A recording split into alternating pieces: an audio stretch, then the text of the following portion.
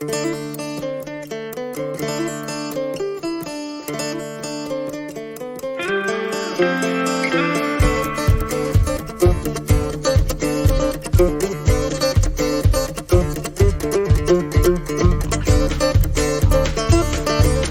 to the Hay Kings podcast, sponsored by Vermeer, your expert in hay and forage equipment. Today on the podcast, we're joined by Shawn, Wang and Bart, Elder. They are in Pella, Iowa.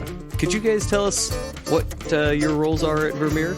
Sure, yeah. First, thanks for the invite. Glad to be here. So my name is Shawn Wang. Probably my story is kind of non-typical for the hay and forage industry, as suggested by my last name and probably my accent. Yeah. You can tell.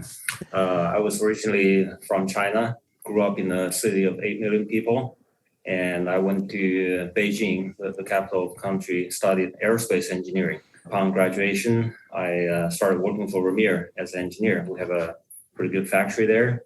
I started working on horizontal directional drills, and then branched out to the environmental side of the business, like rust chippers and top grinders, as we got more involved in the biomass industry, which utilize like ag and forestry residue products to generate electricity. I got involved in the ag business as well. So I worked there for 6 years, and then about 9 years ago, decided to raise my family here in the United States. So we moved here. Actually, my wife is from here. She grew up in this Pella area in Iowa. Yeah, so I guess I've been in the forage department since, as I got more familiar with the industry, with our products. I also picked up more product responsibilities.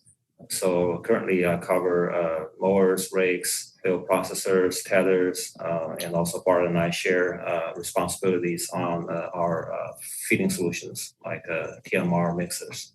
Bart? Yeah. Hi. Thanks again for inviting us onto the podcast. And yeah, my name's Bart Elder. I'm an Iowa farm boy. Grew up in Iowa, never got a chance to leave the state, but early on, I've always been involved in farming. Started out with a small hay and cattle operation, hog operation in the late 90s. From there, kind of transferred into more of a full-time cattle operation, and then kind of led me into some other opportunities, but eventually landed at Vermeer 19 years ago. Started out as a territory manager, traveled several different states. About 2.5 years ago, became a product manager working alongside of Shawn. And I work with the baler group mostly.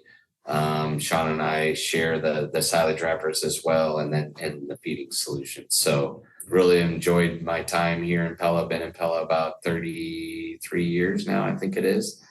And it's a great area. Really enjoy being at Vermeer. Well, thank you for being willing to talk to us. And it's always nice to have the product managers, because you guys know the swathers, the balers, the rakes, inside out, upside down, and backwards. That's one of the things I want to dive into today is how do producers, as we're thinking about making those huge investments, match up the equipment that we're looking to buy with the size and scope and scale and the weather conditions and the regions. How do we match that equipment up with the producer's needs? That's a great question. And there's been many questions that you need to ask yourself, or the producer needs to understand to really come up with that determination of that product. And, those questions are, how many acres are you going to try and harvest?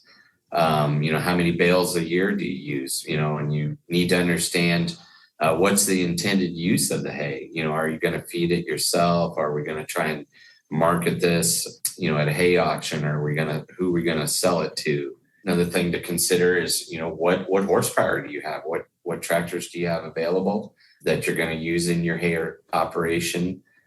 Different crop types make a difference there as well. In determining what tractor you need. Mm-hmm. I always say you want to start with the mower. If you're a new customer to the haying business, the first thing you want to determine is what mower you're going to purchase, because that really determines the size of rake that you're going to need. and then truly understand, the number of bales that you're going to put up in a season. It will determine, the size of baler, how much durability do you need, and, crop type. Are you going to be baling just dry hay? Or are you going to, utilize baling some baleage or silage as well? Mm-hmm. Are you going to be baling corn stalks? That all those kind of things, really determine which of those products that you're going to put into your operation. What came to mind as you were talking there is if we're talking about a swather or mower, whatever your vocabulary or yeah, mower conditioner. yes, Sure. We might think about the type of crop that we're taking in. If you're doing native grass hays in the central part of the country and a ton or two to the acre kind of production, you can have a fairly wide cutter head on that. I've actually seen some industry trends in the West where you're putting up alfalfa and they want the quickest possible dry down on that alfalfa. I've seen very large scales, producers doing thousands of acres of alfalfa, irrigated alfalfa, going to a 12-foot head, a 12-foot cutter bar because they want a faster dry down. Could you talk through some of those considerations? So we mentioned mower versus mower conditioner. So definitely, there are some differences there. I think it will highly depend on the type of the crop. So like alfalfa or some really stemmy crops, you probably need the conditioner to crush the stems, let the moisture out quicker. But for a lot of grass hay, we see just as fast dry down with a plain mower, just so you can lay the crop wide and flat. So in your example there, Central Plains alfalfa, definitely we see more and more people using bigger and wider mowers to, knock crop down faster, get acres in a day. And also the faster or earlier you can mow down the crop, the earlier the drying process will start. So definitely there's a lot of benefit of going to a wider mower. Now, Vermeer has a mower that folds in half because it's would otherwise be too wide to go down the road, right? Yes. So we actually started this, we started in 2011, Yeah, 12 or so, with a folded color bar design. So basically it's two color bars mounted on the same frame, trailed frame. Mm-hmm. And they can fold forward in a very narrow setup for road transport, go through gates. But in the field, they expand and cut a very wide width. And also, we allow the two color bars float independently, throughout the terrain. We've had a lot of success with those mowers. Currently, we offer three models covering a 15.5 foot, 17.8 foot, and almost 21 foot cutting width. We talked about those horsepower requirements. I know there's a lot of difference between pulling implements on flat ground versus hills, and there's a lot of considerations to make there. Could you talk through the general horsepower requirements of those mowers? With a plain mower, without the conditioner, you can save a lot of horsepower. We're saying probably anywhere between 20 to 30, 35 horsepower we can save by not using a conditioner behind the mower. So compared to a 3-point mount mower, the trail mowers don't necessarily save the horsepower, but we can use a slightly smaller tractor because we don't have to carry the weight of the 3-point mower. So that's another way to look at it. That's why, the trail mowers are getting more and more popular among producers. Yeah. So for example, our large trail mower, TM 1210, you can really get good performance with 95 to 100, maybe 105 horsepower, PTO horsepower level ground. With some terrain, you probably need to increase that horsepower by 15, 20 horsepower just to get good enough performance. Sure, to maintain speed through hills maintain speed. and Yeah. I'd imagine ballast gets to be like the weight of the tractor gets to be a question too. I've certainly gotten myself into a couple of situations where I got pushed around on hillsides, and having the appropriate weight of tractor makes a big difference. I'm just going to throw that one in there. Yeah, For sure. absolutely.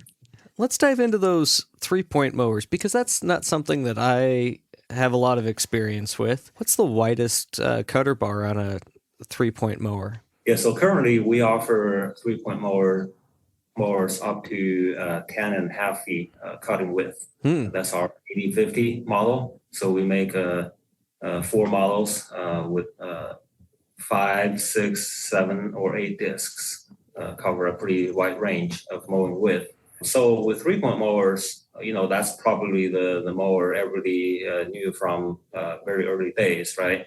Ever since the disc mower, started taking over the sickle bar mowers. That's just the way people mow hay. Vermeer recognized there's a huge pain point in the industry to hook up the 3-point mowers. It's always a 2-man job and sometimes 3-person job just to get the hitch to connect. So actually, several years ago, we launched a new series of 3-point mowers that specifically address that issue with a very innovative quick hitch setup. Does that include a quick attach on a PTO? Because that's always the worst.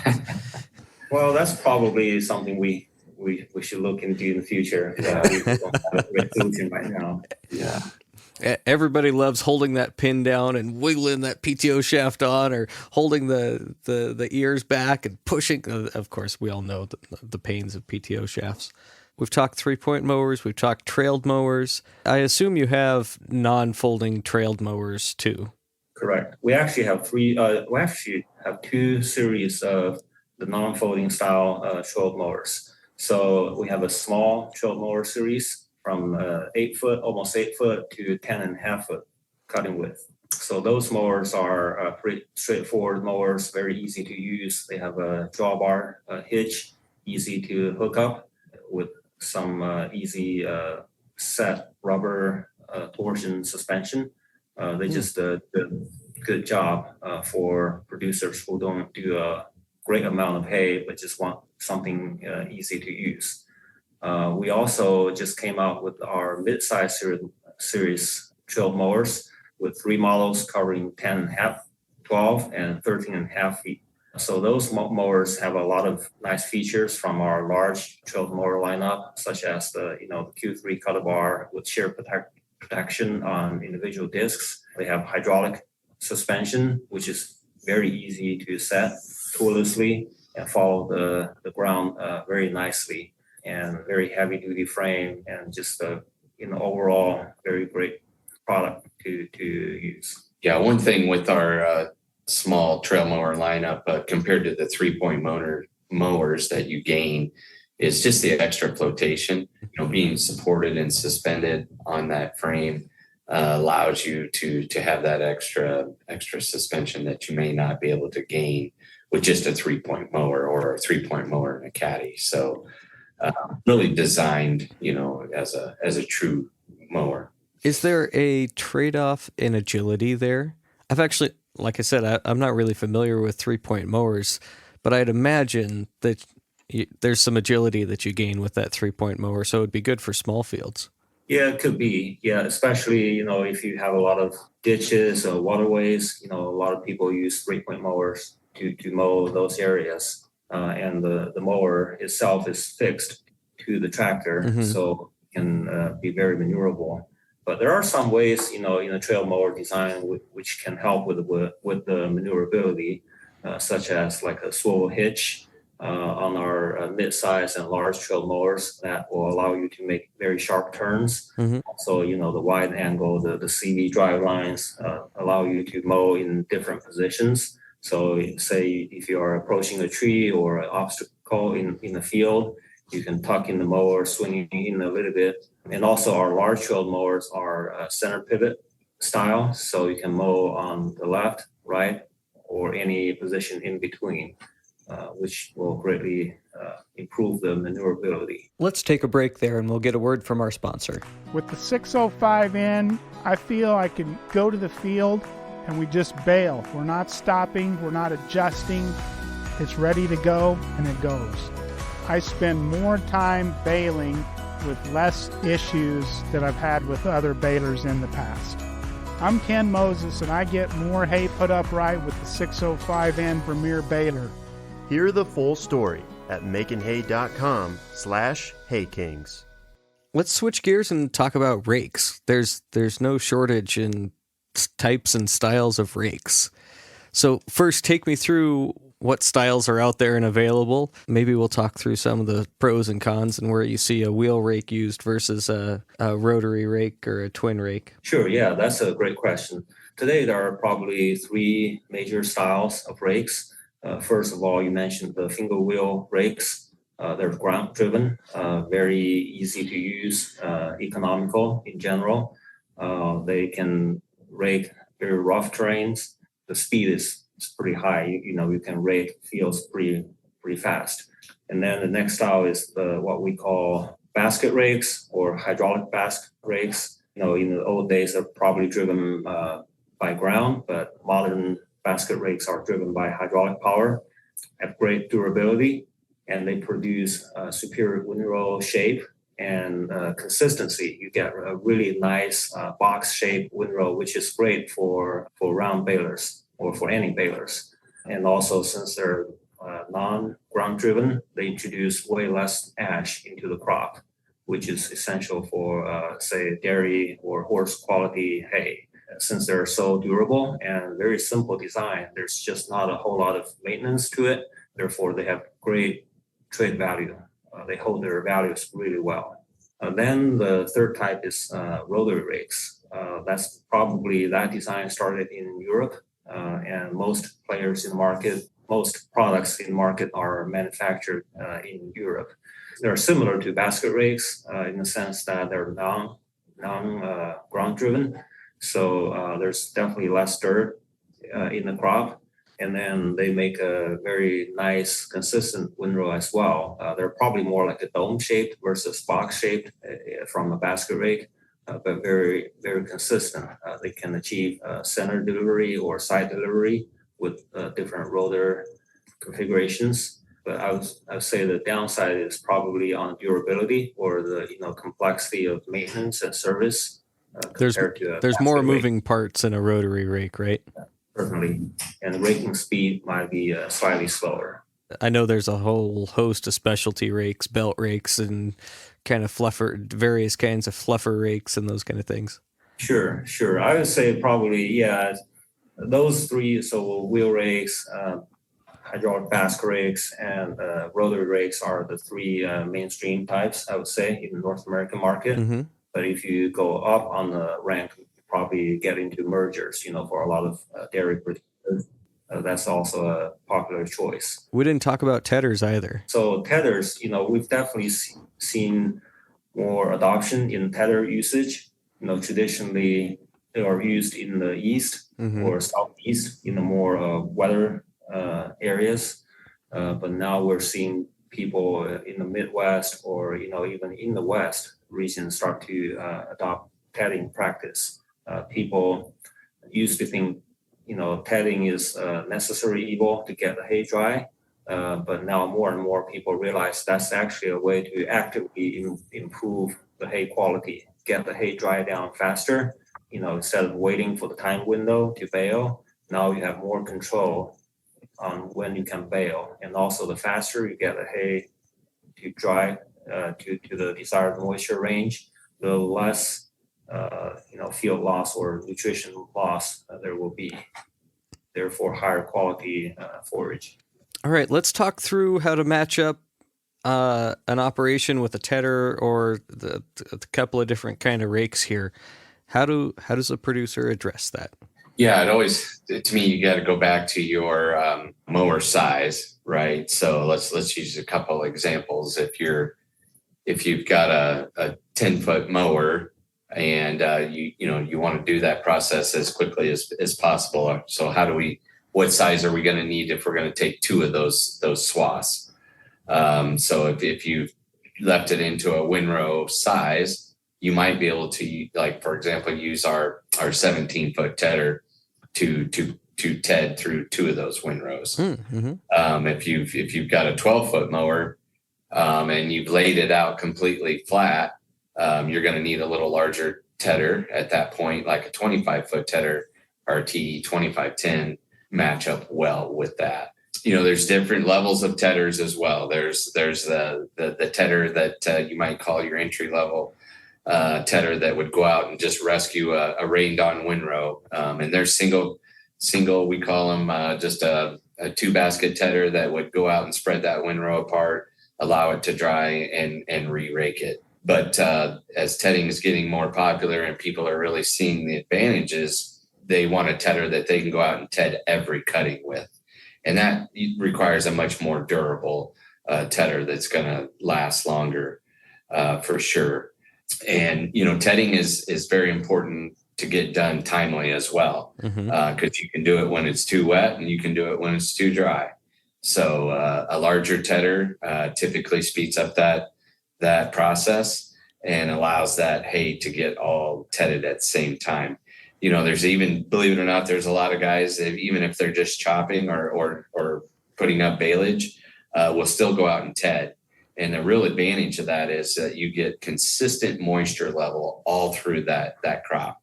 You don't see those wet spots in a bale, for example, or just one part of the bale might be wet, one part of the bale might be dry. It's really important to get that consistent moisture level throughout that whole cutting. I was just talking to a producer the other day that took his round baler out on a field of alfalfa, and it was dry and then baled. This is your moisture consistency thing that you just said here. The dew would come in, and he was waiting for the dew to come off, and the dew came off on the south part of the field where the sun was shining. And he started baling, and the moisture was perfect, and he turned the corner along the tree line, and all of a sudden he could hear the baler kind of lug down a little bit, and he goes, something's not right here, and he stopped.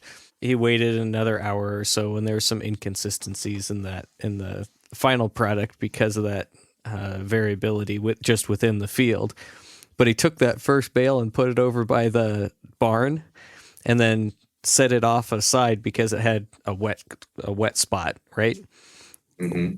The next day, he'd put all the round bales in the barn, and the neighbors called hollering that there was that the barn was on fire. But from their perspective, that one bale actually caught on fire in their line of sight with the barn, so it looked like the barn was on fire. It was kind of a funny story, but that consistency in moisture is absolutely vital. Yeah, absolutely. It's also important to know where your moisture level is at throughout the field. So we see a lot more people utilize like an onboard moisture sensor. Instead of wait after you bale the field and probe a few. I think with an onboard moisture sensor, you can know the moisture level in real time and make wise decisions accordingly. I'll help you out with your disclaimer on moisture meters. There's no replacement for your hands. Feeling it, smelling it. And no matter what moisture meter you have, it's just a tool in a toolbox. It's never the end all be all. That's the thing I tell everybody about moisture meters is they're just a tool to add to your senses. Sure. Yeah. Yeah, exactly right. Yeah. We utilize scales on our balers too. The combination of scales and a moisture meter will, kind of tell you if it's accurate, right? So the combination of the two does help, but you're right. At the end of the day, the first thing you want to know when you pull into the field is what's the moisture, right? So, if you got the experience, you can usually, determine that. And a lot of people don't, it's amazing, don't really even understand, what is, if I'm going to bale dry hay, what is too high? What will keep, and, what should I do if it's borderline? And you just gave the example of don't put it in the barn, Don't put that bale in the barn. You can make that bale size a little smaller. Like I know if I baled some hay that's questionable, I'll, instead of making maybe a full 6-foot bale, make that bale a little smaller because that heat has to get out from the center, right? So if it doesn't have as far to go, it will cool down quicker, don't stack them tight together, and a lot of little things to remember when even with the storage of that bale that's maybe questionable more moisture. On the just general price levels, I want to back up to rakes here for a second. Just on general price levels for rakes, what's going to be the cheapest option, and then how does that escalate? Sure. So the cheapest option will be the small carded single wheel rakes.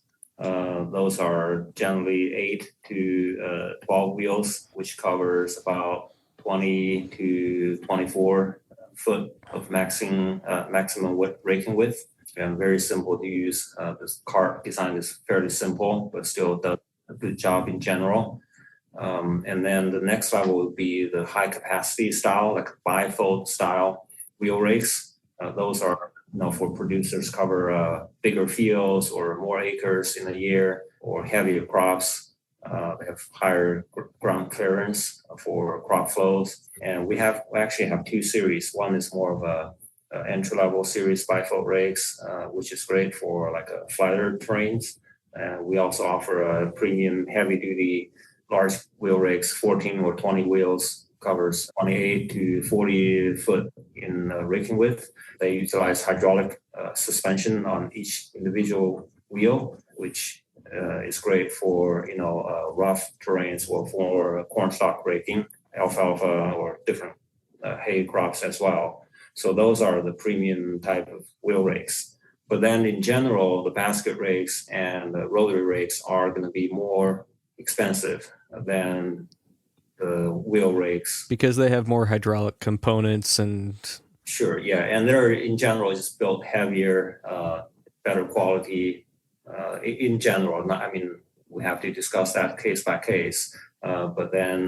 And also they're great for handling weather crops as well. So if you rake silage very often, definitely the either basket rake or rotary rake will be the way to go. Yeah. Ground drive rakes don't work well in wet material, for sure. Yeah, right.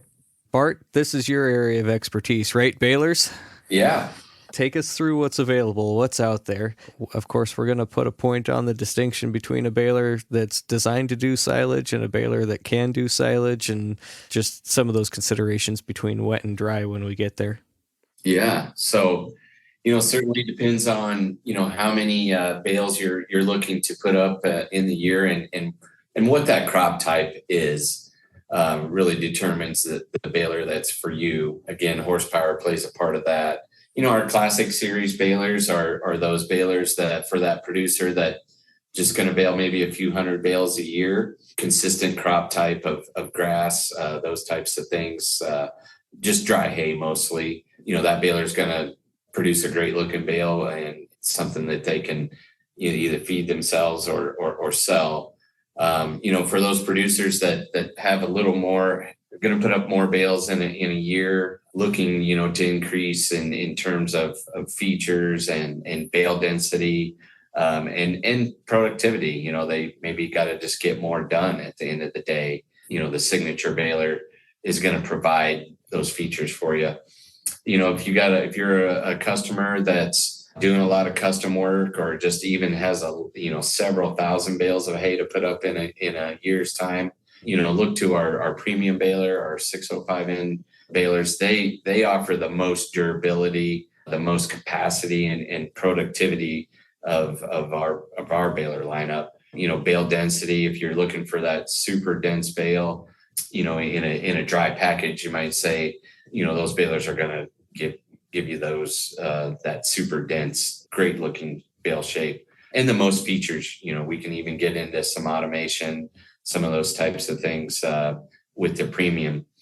Our Pro Series balers, if you're looking to bale silage, you're looking to pre-process that hay or chop that hay as it's going through the baler. The Pro Series balers are the ones to look for. We offer a 17 knife system, and anytime you're baling that wetter, tougher crop to bale, definitely recommend a baler with a drop floor. Nobody likes to unplug a baler. I know I don't. That drop floor feature just allows you to pass those slugs through easily. And that baler is just designed to handle, bale density is so important in baleage or silage. We need to be able to get that oxygen out of that bale as quickly as possible. So dense bale that's wrapped properly will get you there.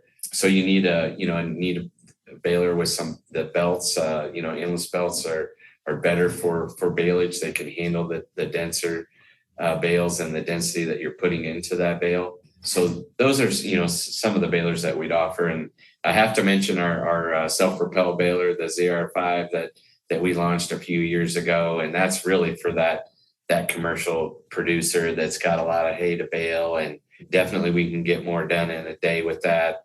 Kind of addresses a labor issue. It's extremely easy to operate. The comfort of that machine, if you're in really rough conditions and even if you're spread out, travels down the road very fast, and just a dream to bale with. And a lot of agility to that, I'd imagine. Yeah, the maneuverability of that baler is just second to none. That's really where you gain a lot of time in the baling process, is just turning short or, turning into that next windrow when you're turning on the end, instead of skipping a windrow because I want to protect my drive line and those types of things. It's just it's a machine designed specifically for that baler. It's not designed to do anything else. It's got a lot of features to it that you just don't get out of a traditional tractor baler combination. I think it's the only self-propelled round baler in the industry, right? Yes, it is. I don't think you have any competition in that space. No, we don't. And it's really catching on. It was a new concept that we had to kind of sell the concept. And it was one of those, you get a lot of doubters, and you can just get that customer or producer in the seat and just really let them see the comfort, the visibility, what the extra features of that machine can do for you, being specifically designed just to run that baler. And then when that customer has to get back in his tractor baler combination and go bale again, he's not so happy. He typically likes to stay in that ZR5 for sure. We didn't talk a lot about wrappers. It's just important to, when you're selecting a bale wrapper, if you're using baleage, it's just the final step to really producing high quality material. I was just telling Shawn before we got on here, last year I have a small hay field that I bale, and I put it up in baleage, number one, because I don't have a lot of extra time. I usually got to do it on the weekend, so I can narrow that time down to just a couple of days.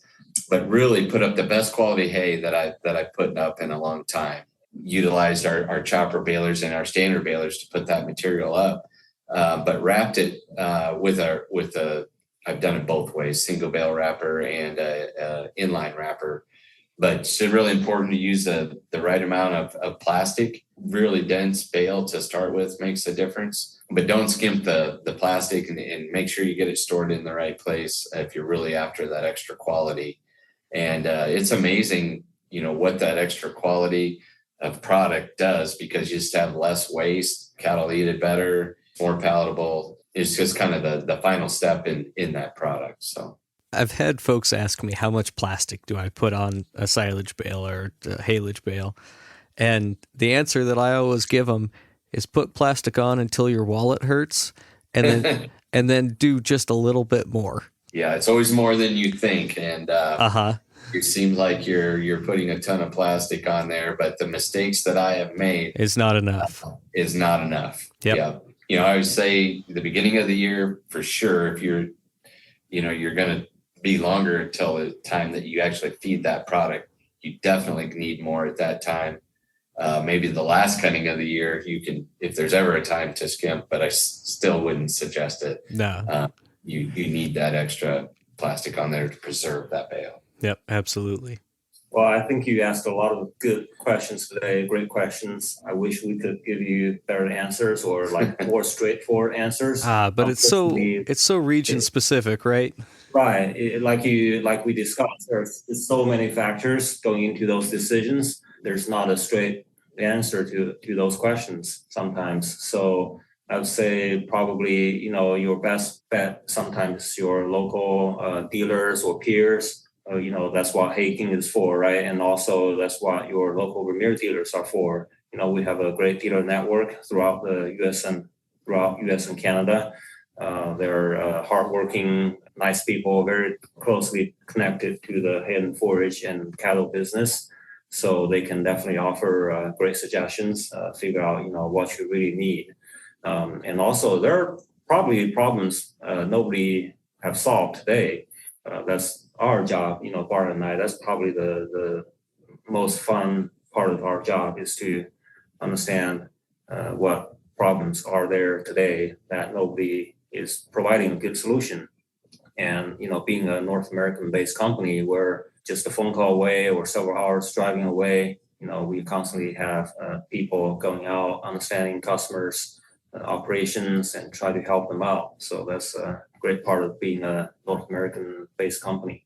Yeah, we certainly just focus on hay tools here, and we really try to be the expert in the field when it comes to putting up hay and different types of hay and really solving those needs for our customers. Gary Vermeer was the innovator of the round baler, right? So we've been in this business a long time, and we're proud of that fact, and we want to carry on that legacy that Gary Vermeer started 51 years ago. Thank you both, Shawn and Bart. Pleasure. So it's an honor to be on here. So Wonderful. Thank you to both of you, and it's no secret that Vermeer sponsors the podcast. I hope that's not a secret. Without that partnership, that relationship here, this podcast wouldn't be possible. So thank you to Vermeer. Thank you to Nick Palmieri at Palmieri Sound, and to Jessica Palmieri for doing our social media coordination.